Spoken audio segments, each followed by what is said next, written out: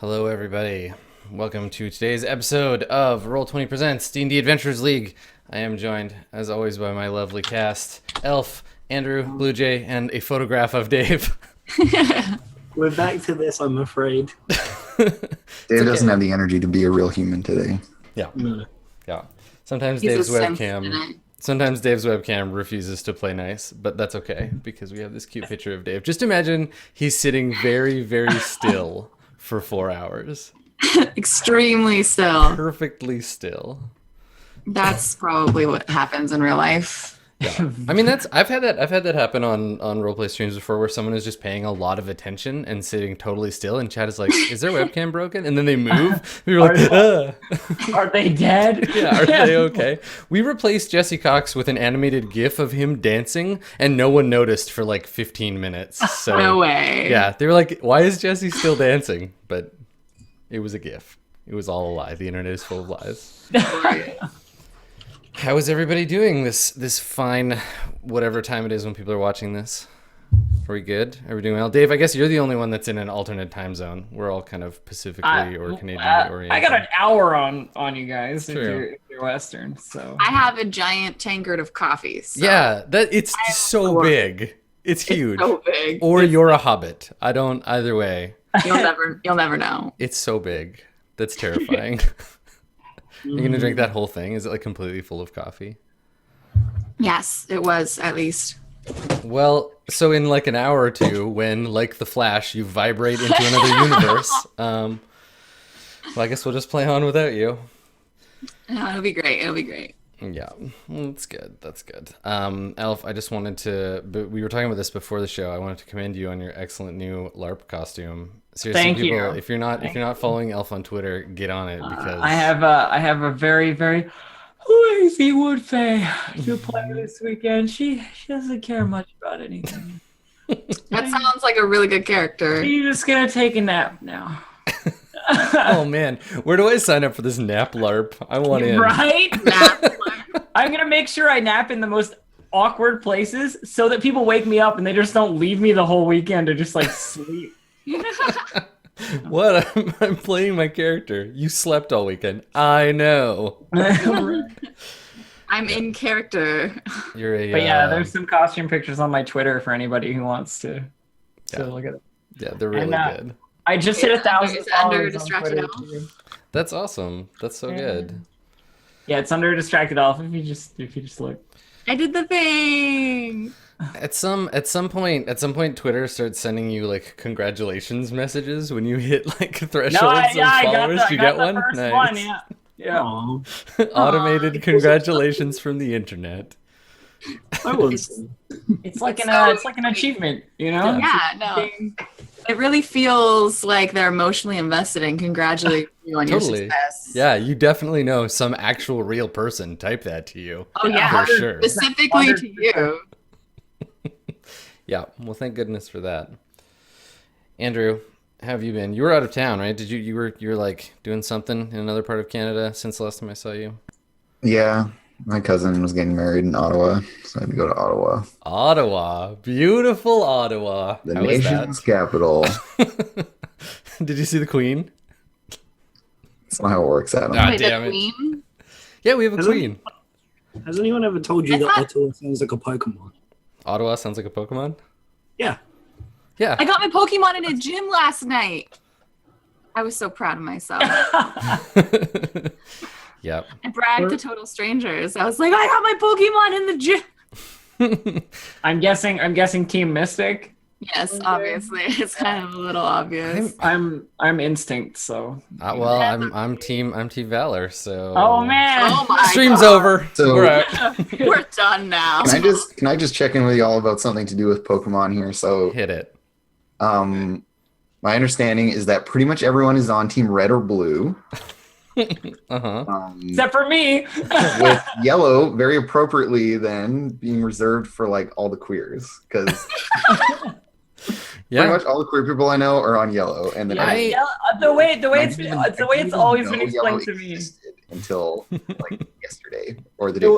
The way it's always been explained to me is that yellow is the team for people who don't want to be involved as much as possible. Like it's the smallest team. So I'm gonna point red out. and blue hate each other, and then yellow's just like, I'm going to point out that red and blue exist on a binary, and yellow is the alternate choice.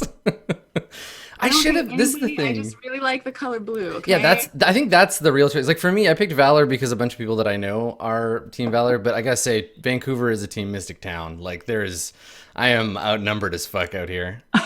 So. Well, that means that you just get to take over all the gyms by yourself, right? Yeah, no, that's not at all how that works. I think Strippin was threatening to go around and like beat people up if they didn't join Valor as well. yeah. Yes. All right, Tim and He was doing that, yeah. Irony of bullying people into joining something named Valor. Yeah. I don't need to bully anyone. Blue's obviously the best. So. As soon as I hear Valor, I just think Valor to me. League of Legends flashbacks, like. Yeah. See, Okay. I mean, it's just a matter of time before there are paid team transfers anyway. So. Oh, that would be interesting. What? I'm excited for when Team Rocket is a team. Yeah. If Team Any Rocket. of this Pokemon nonsense, it's I like- have to paint like 14 miniatures before Saturday. Oh my gosh. Just a side note on that Team Rocket thing, completely irrelevant, but my friend posted on Facebook that he is the real Team Rocket because he puts a lure down. He put a lure down on one of the Pokestops, and then he's like a parking guy, like he does like parking tickets. So he put a lure down, and then he waited, and then he ticketed people. Wow. That is Gotta make those quotas somehow. The real Team Rocket. Wow. I mean, that's the flip. That's the flip side of the like people putting down lures to steal kids' cell phones story. It's people putting down lures to ticket idiots who don't check their vehicles. Yeah. All I want, and I'm super excited about Pokemon Go, not necessarily just as a game, but as like a thing, changing kind of the way we interact with like the world in a game, sort of game space. But I really want some kind of like fantasy adventure D&D augmented reality thing where you go around Right. fighting monsters. Oh, that would be so cool. Yeah, get on it, Wizards. Get on that shit. I mean, I just think that like someone the other day, I think it was actually my boyfriend's dad, was talking about like next thing you know, it'll be Grand Theft Auto Go. You'll take your phone and you'll be looking at real people, and then you can just like mug them with your phone. Like not real life, but like just. I gotta say, Grand like, Theft Auto. I'm uncomfortable enough when I'm trying to catch something and I have to accidentally point my phone at like someone in a parked car, and I'm like, I'm not taking a picture of you. I'm trying to catch a Pokemon on your hood. I'm sorry. I already played D&D Go. It's called LARP. Yeah. That's true. It's true. Your phone is not involved, but. Yeah. Pokemon Go, it's a thing. It's cool that everybody's playing it. I like when shit like that happens. When I've there's gone just, on like- so many more walks. Like just for that, I'm glad the game came out. I'm a big walker to begin with, but now I'm it's not. it's nice to have an excuse.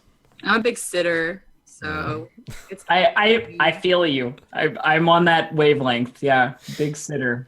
Yeah.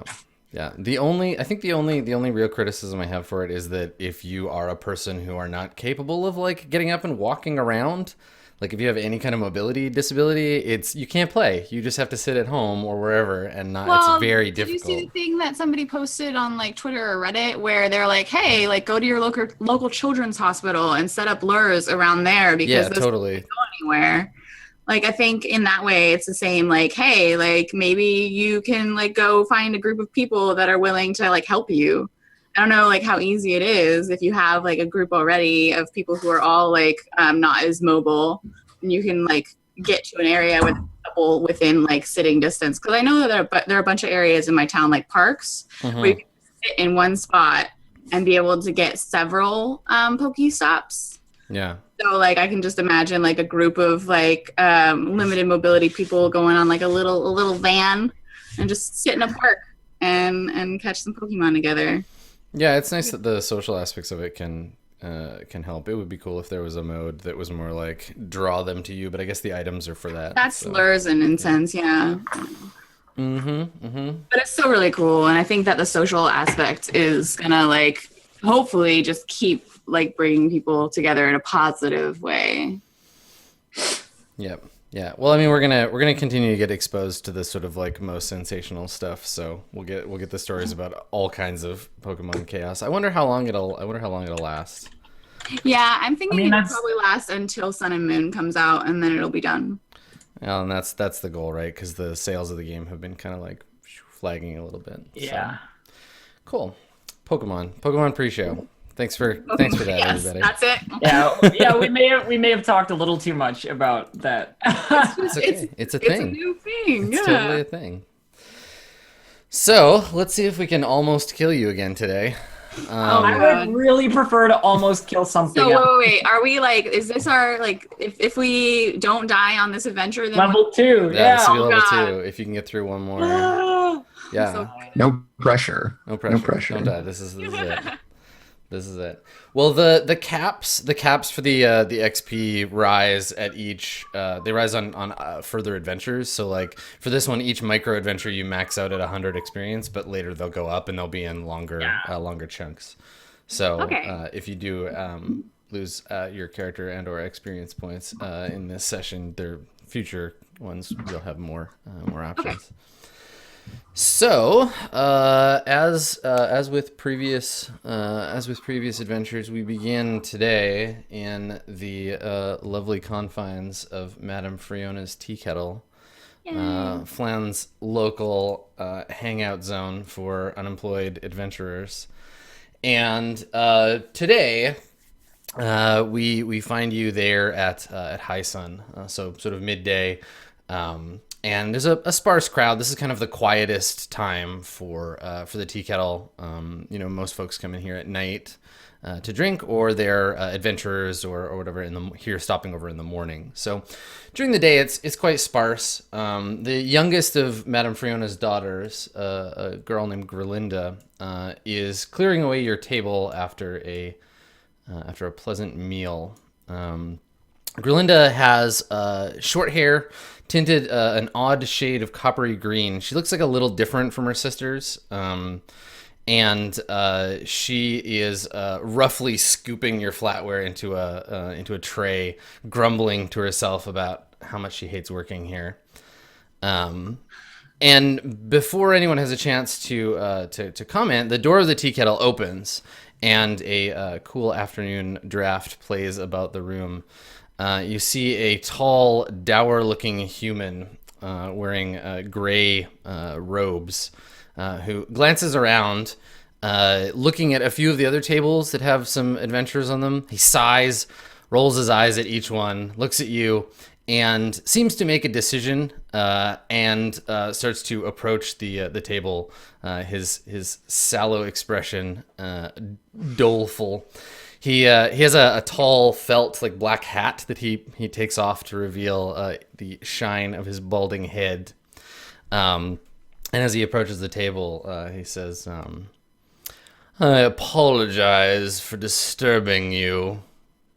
He gives you a look over and says, "I assume you folks are adventurers for hire?" Just super quickly, Yeah. does he have vampire fangs? No, he does not have vampire fangs. You do not see any fangs in his mouth. He also walks instead of drifting. He doesn't float towards the table. So. Okay, good. Before the youngest daughter of Madame Friona leaves, can I ask her if she has any biscuits left over from breakfast? Yeah. She's trying to like skulk away, and she's like, "Ah, God, adventurers doing adventurous stuff." And you, Well, I just really like those biscuits. yeah. She looks at you as the guy is approaching, and she kind of squints, and she's like, "No, you ate them all." Great. Meanwhile, Sarah's just like, "I quit. I'm out. Fuck this. I'm done adventuring. There's no biscuits in it for Biscuit me. quest is over." I'm just imagining this like plate of biscuits earlier that just one by one disappear into Sarah's mouth like throughout the course of the morning. They were better than average biscuits. They were. It's true. We rolled for them. We did. It's true. So this guy comes over and speaks to us. Immediately I'm like, "Oh yeah, no interruption. What adventuring things do you need from us adventurers? You may have heard of me before, Zahiri, and these are my friends, Saris, Griveris, and Lane here. We're adventurers, and we can fix your problem, whatever it is, hands down." I love how Guaranteed. how eager Zahiri is. Yeah, so he I'm gonna look up something here. So he's got a there it is. So he's got like an iron chain around his neck, just like a thin chain with a carved ivory symbol on it. It's a skeletal hand clutching a pair of scales.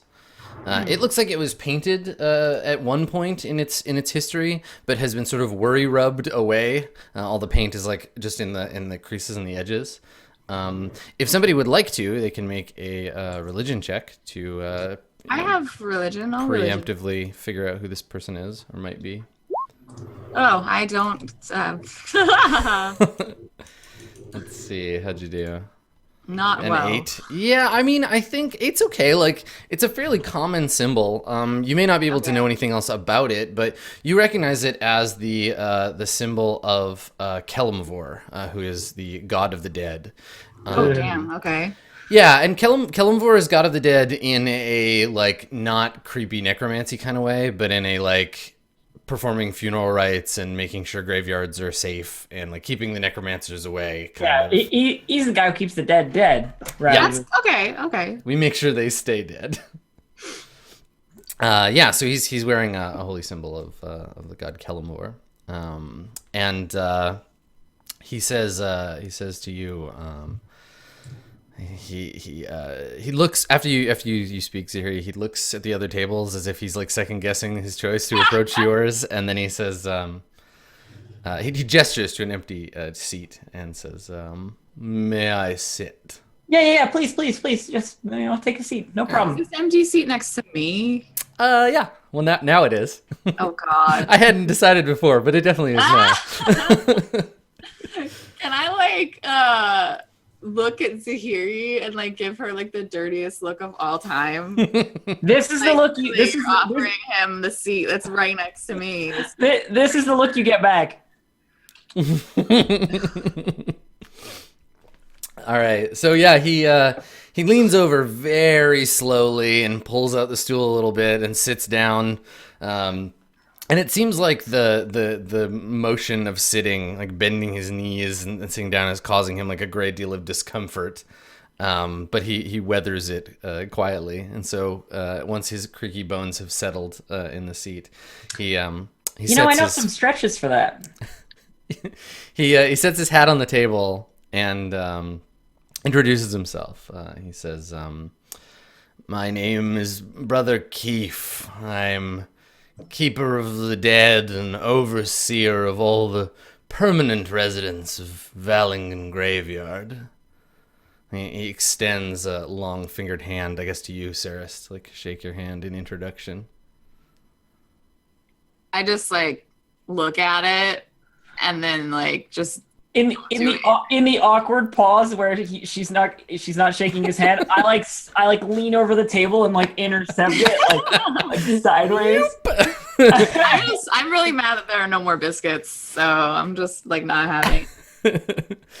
So yeah, you shake his hand and he turns his attention to Zahiri, and he says, I'm responsible for the occasional disinterment to the graveyard as well, and I need a bit of assistance with a task. Did you lose a stiff? He raises an eyebrow at you and says, "Never." So disinterment means what? Occasionally we are required to dig up the remains of one of our permanent residents to confirm information about their passing, or to return a family heirloom to those who wish it back and have made poor decisions during the funeral process. But today, my task is a bit unusual, which brings me here. You came to us, and I like look around the group of not exactly brawny adventurers for menial labor. He shakes his head and says, No. Though I understand your type are quite amenable to grave robbery, that is not the task I have before you. Hey, I've never stolen from a grave. I've stolen from bars. I've stolen from houses. I've stolen from... when you say I've stolen from bars, Madame Friona, like in the back, is like, hey! I'll get it back to you. I've stolen from carnivals, but I've never stolen from graves. Okay. He says, Good. Let's keep it that way. Some much evidence has been brought forth to my priesthood that one of our long-standing residents, a woman named Zandria Weltran, was not in fact a human being at all, but a dragon, magically shapeshifted to appear as such. I need your help investigating these claims. I fear there might be more than meets the eye to Zandria's crypt, and in case of danger, I find it appropriate to bring along folks such as yourselves to assist me. This is the point in time where I look at Graveris like, so more dragony stuff, huh? And I just like, I'm stonewalling. No reaction. Dragons, how unusual. He nods and says, You really helpful in these situations. I'll just keep doing the talking. I think that works better for all of us. You know what? I'm sorry, sir. I tried to include the rest of our group here, but it seems they're not amenable. So, crypts, dragon things, danger. Sounds like a job for us. It's good. It's perfect. Yeah. Sign us up. How much you paying? Actually, don't sign us up. Tell us how much you're paying, and then sign us up. Yeah, he nods somberly and like you can tell he's having kind of a hard time keeping up with the pace of the conversation. So like he pauses for a long time after you speak to like let the buffer fill, and then he says I've collected 100 pieces of gold from the tithing supplies, and he like sets a black velvet bag on the table, and you can hear the satisfying clink of gold pieces. And he says, simply for accompanying me, the gold is yours. And if it turns out there is trouble, and from his robes he produces a scroll case. He says, I've had the priests prepare the scroll of protection. Well, that's good. I mean, I would be actually the nature of your priests. Would there be any, perhaps after this adventure, chances to learn some things from said priests for free? And he looks at you, kind of like looks you up and down, takes in your druidness, and says, I doubt very much that you have anything to learn from my priesthood, madam. Okay, well, I don't want to fucking do this. That sounds horrible. Well, that's a snap judgment, but you know what? That's fine. That's perfectly all right. So 100 gold for just following you, right? He nods. 100 gold. Zahiri sort of accompanying me and ensuring my safety while I perform my task. Well, I can't guarantee that part because I'm a little mad. You're like, I might kill you myself.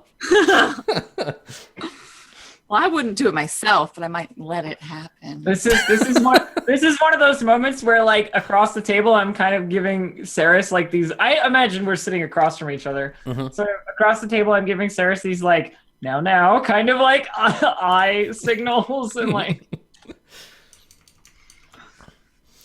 Yep. So he says that he wants to he approached it at high sun because that's the time at which the graveyard is least likely to have undue influence. The sun is out, it's a nice day, a little less spoopy than usual. So if you agree, he's ready to go now, but also if you need some time to prepare. Leans in and asks, do you have any sense of how the crypt was built, who built it, when? Do we have the plans? Do we have any information? Or is this simply shot in the dark, if you know? He nods and he says, the Weltran crypt is a bit of an anomaly in Valington Graveyard.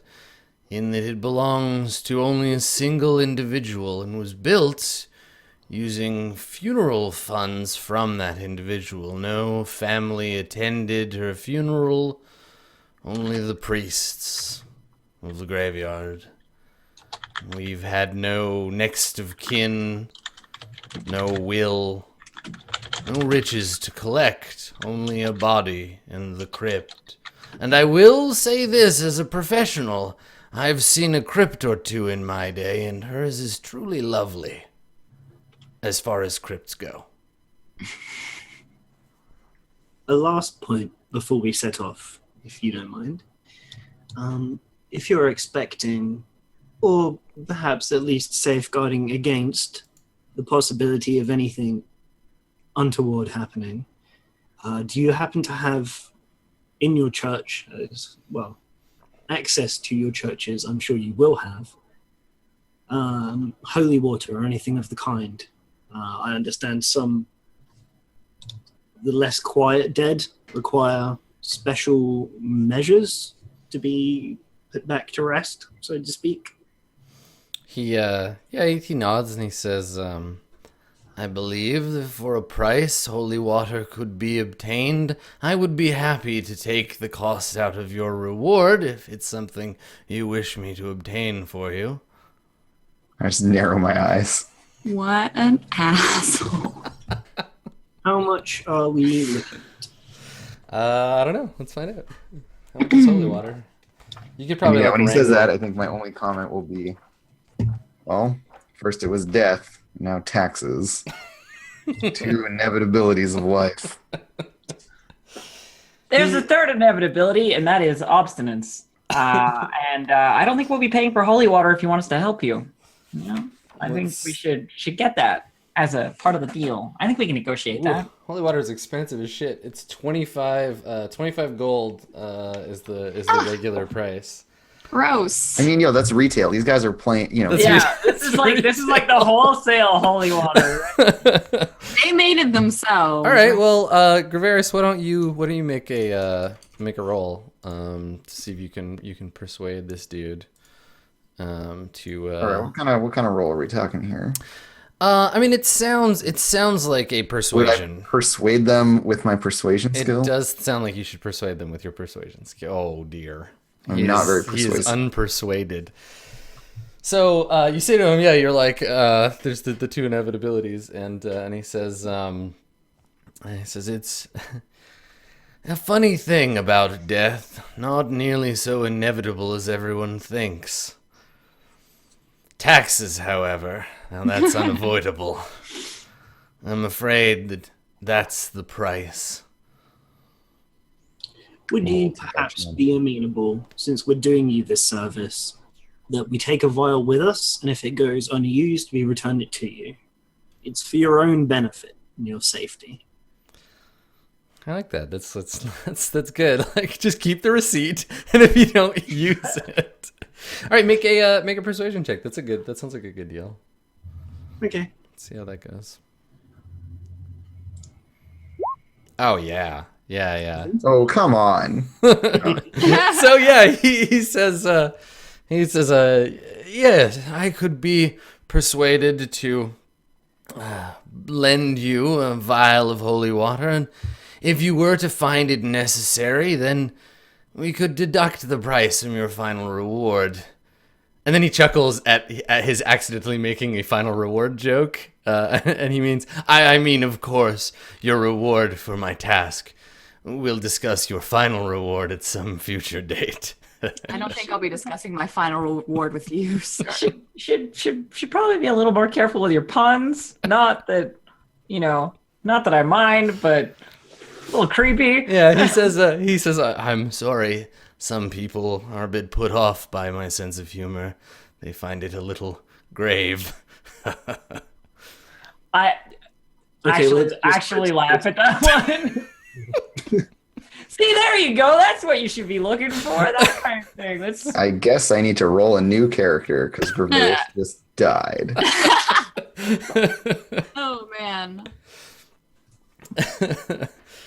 I think at this point, I literally like get up from the table and go back to the kitchens to see if there's more biscuits. Like, where are those biscuits? Make me some I'm biscuits. just like, I really like this. Is the morning just turned really bad for me, so I need biscuits. So I leave. I go to get biscuits from the kitchen. All right, that's fine.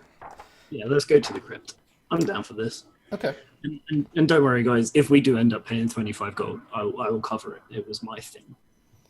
Can I ask a quick question about like the downtime? My character had 7 hit points when we last adventured, so I recovered those during downtime. Yeah. Basically, the thing about like you bounce back real fast if you have a full 8 hours to sleep. You get all your hit points back. So.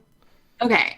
And then is the rest of the stuff just gonna be like downtime stuff we're gonna discuss like post-stream sort of thing? Yeah, you can. So with the downtime days, you can use them between like missions, but they have to be used between adventures. So we're still doing the first. Oh, adventure. we're doing okay. Yeah. So we're just like holding them in reserve. You can if you want to, or you can spend them. But if you're using them to do lifestyle stuff, yeah, we'll do it between this adventure and the next one. That's totally fine. That was my question. Cool. Yeah. Cool. Okay. So Brother Keefe takes you to Valangan Graveyard, and the graveyard is actually like really well maintained. It has a high stone wall that is clean. They keep the grounds free of debris. It's like a well-hewn sort of green lawn with tombstones of varying religions. And he leads you through. It's basically like a park, but with like tombs in it. And I like it. I think it's nice. In the distance, sort of at the back end of the graveyard, there's the church. There's the Church of Kelimvor, which is a somber building, but beautiful in its way. So you're led through the park graveyard to Weltrin Crypt. And the crypt itself is a smallish and finely appointed stone and marble building. It's about 20 feet square, and you can get a chance to look at the outside of it as Brother Keefe produces a ring of iron keys to unlock the crypt itself. While we're headed there, I'd just like to say that I'm telling horrible death-related jokes to the the Brother Keefe. While we're walking there, like right up beside him, going like, "There's this one I know. It's like man tried to sell me a coffin the other day, and I told him it was the last thing I'd need. That's pretty good, right?" Stuff like that. Yeah, he's amused by your death jokes. Yeah. I would say that like during the journey to get here, like I'm like increasingly like, oh my god, why am I doing this? When I'm hearing Zahiri's jokes, but when we get to the actual like park graveyard, I'm just like, oh my goodness, there's some life in the city, and I'm just like, okay, like I'm totally fine being here, because most of the city's like dirty streets and gross stuff, and this actually has, I don't know, grass. Yeah, there's actually, I think as you walk through the graveyard, Brother Keefe points out occasional like things that he's particularly proud of, and at one point he points to there's a large just like pond. There's some like ducks floating in it, and a little copse of trees, and you notice that in that area there are no gravestones, but there are like several trees of like varying ages. And he mentions that it's a grove sacred to Sylvanus, god of nature, and that all those buried there are without crypt or coffin, and that they plant a tree over each body so they might nourish the earth. Just out of interest, which came first, D&D gods or Warcraft 3? I mean, I think the Forgotten Realms came first, but Forgotten Realms stole their gods from everything else, and Warcraft did a fair amount of stealing too, so... Okay, because this is very confusing to me. I mean, the graveyard made sense, but the... Yeah, big purple elf guy just comes running through. No, I really want to go visit that pond grave area, is it like, can I just walk away from the entire thing and go over and like meditate by the pond with the trees, or like do we have to do our quest first? Yeah, I mean, you if can you go wander check off, it out. I'd mention, I'd be like, there's time for sightseeing later. And I'm like this close to just completely ignoring him, but considering like we've almost died and he's gotten me out of like really intense situations and I didn't listen to him about the goblins before, I'm like, okay, fine, like we'll do this first, but then like if I'm not dead, like I'm going over there, or if I am dead, I might go over there too. But Yeah, right. If this goes badly, just bury me over there. that's yes. Cool. Okay. So you're at the crypt, and he opens up the crypt door for you and leads you inside. And the interior of the crypt is equally fine. I think we're trained to expect these sorts of things to be kind of like spider webby and like dusty and run down, but the inside of Xandria Weltron's final resting place is quite nice. The walls are finely carved and painted with various scenes showing a comely human woman in different locales. So looking off towards a snow-covered peak, standing in the rain of a thunderstorm, sitting in a comfortable room by a roaring fire, holding a snake in her hands in a garden, working with bubbling vials in a laboratory, and many other images of her life of various ages.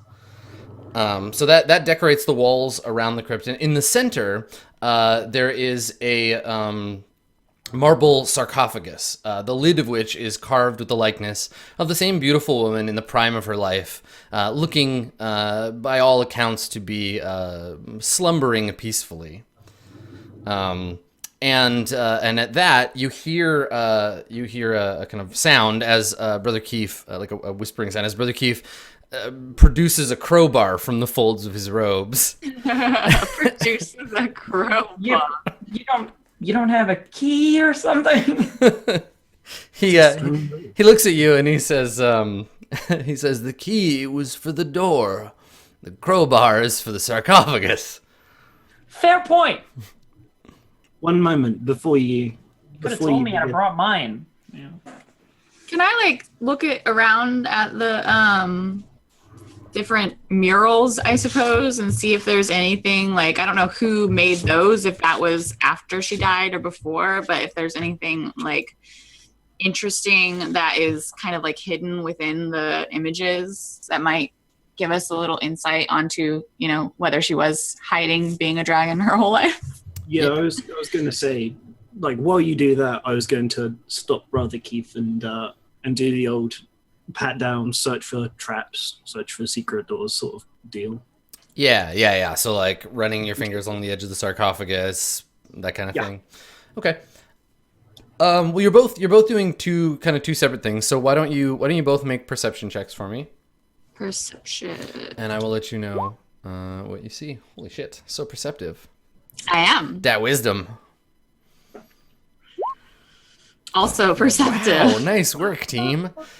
All right, so I think Saris, you take a look at the craft work, and this is purely just based on what you can perceive. It's not like you'd have to make a history check if you wanted to know about like maybe the origin or the style or whatever of it. But the craftsmanship is very fine. The painting as well. The pigment they used is all quite bright. Part of that is probably because it's been kept in the dark since it was like there's no opportunity for it to fade.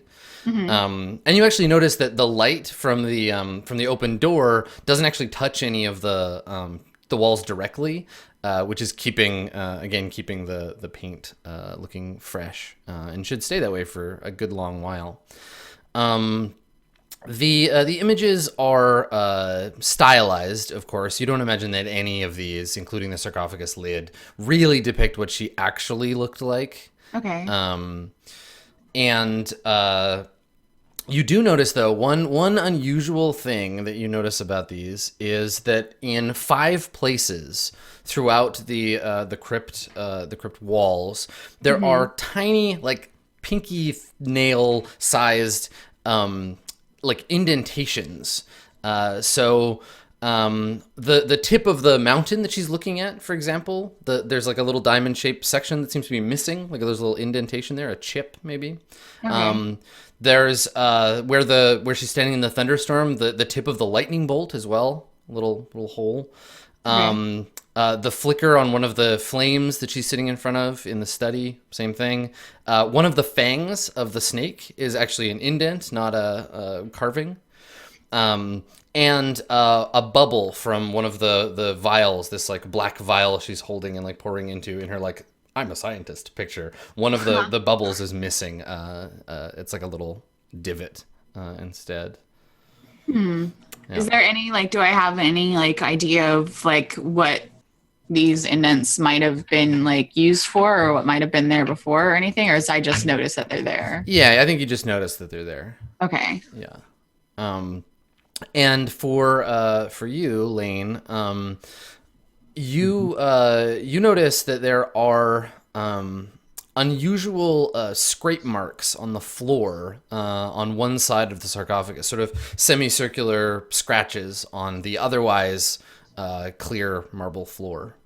Right. But aside from opening, like without opening the sarcophagus, there's like no false panels. There's no switches. None of the usual stuff you would come to expect from an obvious lever or trap or anything like that.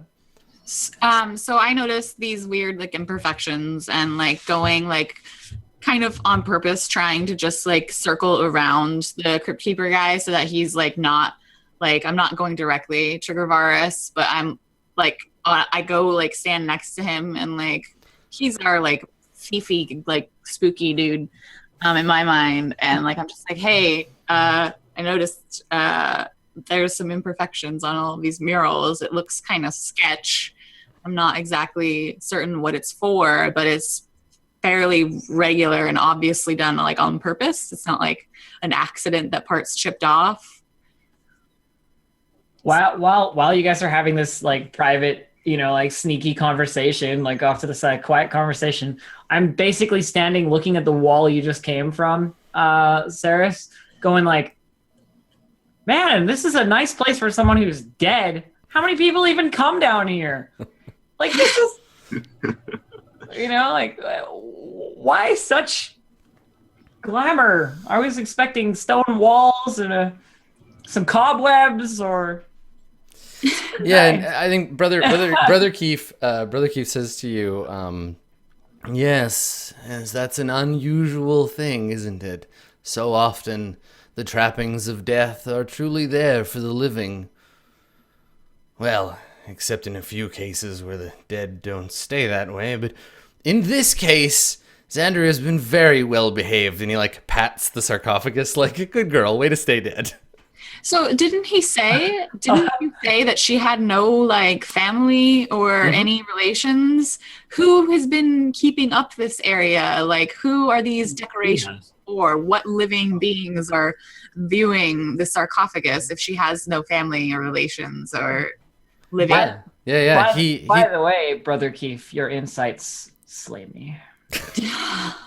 Cool. I hate everything. In response, I think he produces a short bone from his robes and waves it at you and says, "Oh, I find you quite humorous as well." I could do this all day. I could too.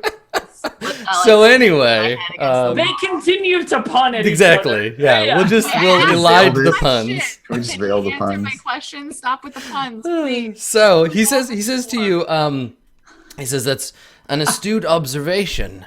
The crypts are often built for visitors, families to come and lay flowers or offerings, make prayers for the spirits of the dead, but well, Xandria here hasn't ever had a visitor, so far as I know, and as for who keeps the crypt clean, well, that's our job. And you have the only key? He shakes his head. He says, No, the crypts in this area, many of them are overseen by other keepers of the dead, and of course, Doom Guide Glandon has keys for the entire graveyard, but I assure you there's nothing to be suspect of there. The keepers are beyond reproach. And you can see him kind of like puff his chest out a little bit and be like, quirk an eyebrow. Who commissioned Beyond these reproach, but has a for this crowbar up woman? his sleeve. Like, come on. Sorry, Sarah, what was that? I was just asking him, like, she had, like, were these works commissioned after she died or before? Like, who had these murals made? Because I'm, like, kind of in my mind trying to figure out why those pieces were missing and who, like, did that or whatever. Yeah. He says, it was all part of her will. Some of money was given to the church to prepare her final resting place, and we had craftsmen build it to her specifications. To her specifications. What did she specify? Do you remember? She gestures around. As you see here, there were instructions left for the architects that I could not find in the archive. And he kind of quirks an eyebrow, and he says, when I brought this up with my fellows, they laughed at me. Said that it was nothing to be concerned about, but as you see, I think something foul is afoot here. Yes, I would agree with that assessment. Something is afoot, yes. So the last thing we need to do before you hand us our lovely little pouch of gold that you have there is open this sarcophagus and see if the corpse is still there. He nods, and he says, if the bones are those belonging to a human, then all is well, and we can return to whatever it is we were doing before this. I'm personally looking forward to getting back and having a lovely dinner. I mean, how cautious are we being here?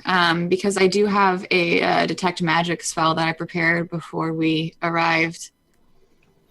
If we're being that cautious, otherwise I'll just save my spell. But you can cast it as a ritual for free without using a spell slot. It just takes 10 minutes. Okay. Do we want to do that? Like, I approach the group. Like, are we being extra cautious right here, or are we just gonna jump in? I definitely sense something's amiss. If you look here, this semicircle on the ground suggests to me that something in here is going to move the entire sarcophagus, perhaps. Okay. So I think we should all be very careful. Making a start on that ritual would make sense. All right. So I'm gonna. What was it that you were looking at on the walls? I look at the crypt keeper and like look back at Lane, and I'm just like, there appears to be pieces missing from the murals, strategically, not just not well kept. So I guess that's going to have something to do with activating whatever's supposed to move in here. Okay, so this is my spell. Mm-hmm. It can be blocked by 1 foot of stone. So if there's anything below, we won't see much of it. But if there's anything in the room, we should be able to detect. If it's not like a visible trap, it's. So I can just ritual. Do I like sit on the floor basically? Yeah, I mean it's up to you. So what is a ritual? How is it different from a regular spell? Well, it's not like runic. I guess I've like kind of just assumed that all of my spells are mostly runic, but the ritual is more like a deep concentration. Mm-hmm. So I just like literally ignore everyone and just sit on the ground in the most central spot that I can find. And like I'm looking outside, like I'm looking outside the crypt, trying to like draw in natural energy to kind of like boost my perception, as it were, of magic. And I just sit there and like internally noises and like the voices of anybody and like the warmth from all of the people walking around me just like fades from my perception. And instead I just like I pretty much just ignore all like moving alive like physical people and just like limit my perception to if there's any magic that is like background noise if I'm just standing around. But in this instance, I'm like purely focusing on that. So it's very like, it's a quiet ritual. It's not like Cool. candles and stuff. Yeah. More like meditation. Yeah. Yeah, I like it. Okay, cool. All right. So, I mean, first of all, I love how the spell says it can penetrate most barriers and then lists several barriers that it cannot penetrate. Yeah, right. Most of Very them. simple and But, basic. like, here's a bunch of shit that it won't be able to get through. So, lead, So- stone, wood, dirt, air. So pretty much just the room. Yeah, the like, room. I can't see So, anything. but on the 1 foot surface, below us, yeah. so the first thing I think you see as you kind of enter your magical perception trance state, is that the pigment of the paint itself is somehow magical, like very, very low level, kind of dispersed magic. And you can see that when the actual sort of physical, like visible colors of the paint fade away, you see this kind of like swaths of magic in a completely different shape. So the pigment has taken on this sort of abstracted, sort of draconic shape. It appears you can see like the obvious outlines of wings, a long curling tail, and where a single head would be on a normal dragon, there are instead 5 heads. And each head, the profiled eye, and again, this is all very kind of like blurry and not detailed, but each head is a different color, and each eye is where one of the missing pieces are. So Okay. like the snow-covered mountain is like a white head, and so on and so forth. So each one, there's this like eye in this secondary kind of painting that's hidden underneath the actual layer. There's also a sense of you feel a sense of like tension in the air, and something about that, like a string being pulled taut. Something about that feeling is coming from the inside of the sarcophagus, and because you can't see through stone with detect magic, you only I can sense. see through 1 foot of stone. Yeah, so I guess you can see through the lid. You're getting a vague sense of like magic emanating from within. Okay. But obviously I'm just sensing the magic. I can't say this is exactly what it does, right? Yeah. Okay. I mean, you could make an Arcana check if you want to try I don't to know like. that that's going to feel go it. well, but I'll try. Yeah, you can certainly try. Nice. Okay, Nice. 16's pretty good. Yeah, it's that tension, I think. Like the spell, whatever the magic that's active in this place, is holding something back. It's a barrier of sorts. Okay. So I It's like a shut. It Notice feels like all of a this, shut like- door. Okay, I noticed all of this in my like ritual, and then as soon as I kind of perceive the nature of the magic, I just like snap out of it, and the first thing I say is just dragon. And then like I kind of like go a little like okay, I just like went from one state to another very, very quickly. So I kind of get a little like lightheaded, and I like stand up, and I basically just like drag on Zahiri's like tail to like I of course, like if you're trying to get up again, I reach a hand out to you, and while you're like getting up and you said like dragon. Oh, I'm I go, supposed to. And there you have it. There you have it. Dragon, gold, please, and we're gonna go. All right. And I'm just like standing and just like okay. So like, I'm also supposed to do I tell need to you. just- yeah. I'm also supposed to tell you the school of magic, because there Oh, are right. different like schools of magic that do different things. Okay. This spell, whatever this effect, it comes from the abjuration school, which are spells that are protective in nature, though some of them have aggressive uses. They create magical barriers, negate harmful effects, harm trespassers, or banish creatures to other planes of existence. Okay. So I'm basically like, so I saw that the paintings are not what they appear to be. Beneath the paint on top is the image of a 5-headed dragon.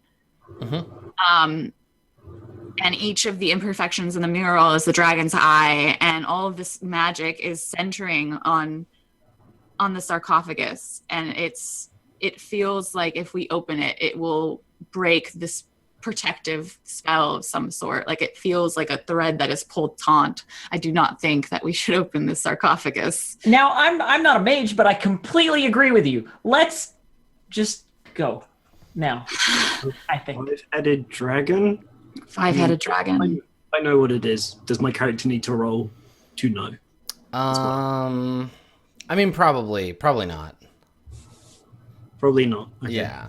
Yeah, I'm trained in history as well, so I think. Yeah, I think that's probably fine to know like the basic like details. That's not a good sign. You're very correct. Yeah. Is this some fundamental thing? The five-headed dragon? Should I know? It's want to share with the rest of the class? yeah, it's Tiamat. It's like the god of dragons, and it's really bad, and it's evil, and it will kill people. It's evil. Yep. Like, okay. Yeah, it's what I sensed in the spell was that it's a spell of of the school of abjuration. It's used either to protect or to like ward away trespassers or something, blah blah blah, whatever. It's a trap. I mean, it's a magic trap, but it's a trap. It's what it feels like. It feels like we should not be opening that, is what it feels like. The magic centers in that sarcophagus. Like, if it has been still for this long, I think it is best that it remains so, in my mind. Brother Keith, he scowls and he says, "If there's foul magic at play here in the graveyard, then it's my responsibility to find out what it is." Well, your craftsmen were the ones that set this all up. Like, if it's not doing anything wrong, can't it just stay? He shakes his head and he says, "Of course not. There's only one kind of abjuration allowed in this graveyard, and that's our kind. So," and he looks at the crypt and kind of hefts the crowbar and he says, "I think at the very least we're going to need to open this thing up." So, okay, so my character's like bullshit sensor is going haywire here. I'm like very suspicious of what's going on, and I was wondering if I could make an insight check to like get a sense of whether or not this. Oh, insight on the brother, dude. Yeah, I'm like, because like, you know, I'm a fake cleric. I'm one fake cleric to another. I want to be able to, game recognize game. You can try. Okay. No, he's definitely like he seems legit. Like he just wants to make sure that this is actually like what. Like they were paid to enter a human body, and if there's some like dragon stuff going on, he wants to find out what it is and fix it because he wants to fix it. How? Yeah. Because that's his whole mandate, right? That's his whole mandate. Yeah, it's their job to like protect the dead and make sure that everyone is safe. Because who knows, right? If there's some kind of like bad influence, it might affect the rest of the graves.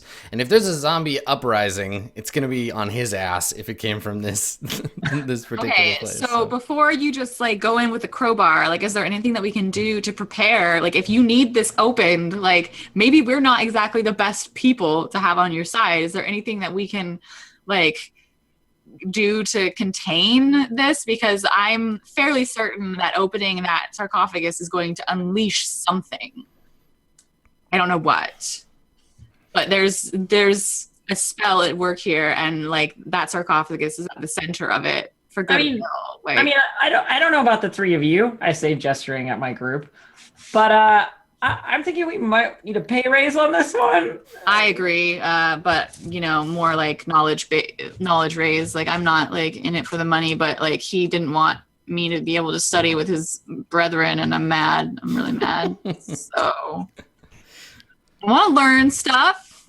I have to admit, I'm at least, while still being very wary of the very real threat of danger here for both us and you, Brother Keith, I find myself wanting to find out more about what's going on. There's been a lot of dragon happenings around here recently. Agreed. To find But out. we should do what we can to, I don't know, is there any like protection or like containment that we can do? He says to you, he says, well, the priesthood of Kelimvor do mostly truck with the dead. You're in the safest place in the city if something were to go horribly wrong. And he like looks back over his shoulder and he says, well, we do know how to put the dead to rest. We are also skilled at keeping the living that way. If something bad were to happen, you have nothing to fear. My skills as a healer are paralleled only by my skills as a funerist. Oh, lovely. As long as you can throw us that bone, brother, that's good. Oh God. You don't get any healing though, not for you. Is there like I like ignore him and like address the group? Is there anything we can do to if he's set on opening this and opening it now? Is there anything we can do to kind of like protect or like maybe like keep it in a secure area away from harming us, or like is there any like protection spell or anything that anyone can do? Because Well, we got that scroll, right? The scroll that Brother Keith has. yeah, we do have a scroll. Yep. I don't think that I have anything that would protect us, so that seems like our best idea at the moment. I mean, my only option is going to help me.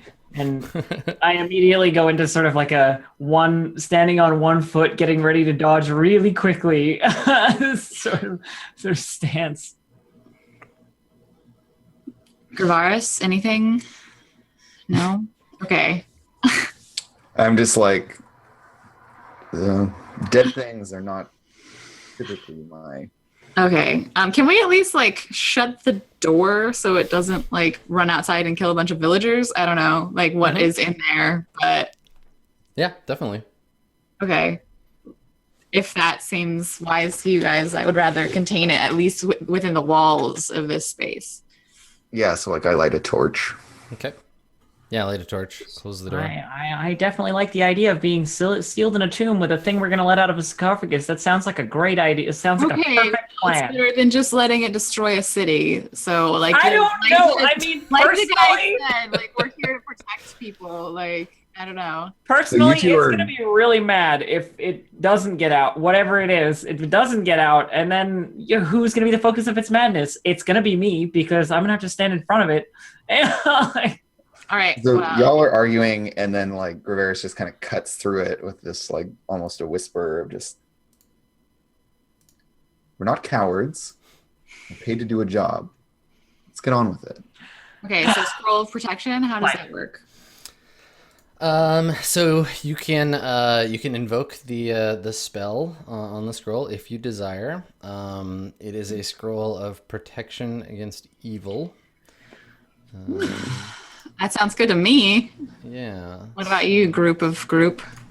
Yeah, let's do it. Let's do it. Let's protect don't ourselves want- against evil. I This don't is want evil. definitely a very Yeah. suspect area. Opening this is like, it's giving me like nerves. Like I'm like closing the door, and also the thought of opening this when I've just sensed like there's a bunch of magic just waiting. I'm basically just like spazzing in the corner. hell yeah. Unfortunately, I do believe that these scrolls, or this spell specifically, only works on one person. That's right.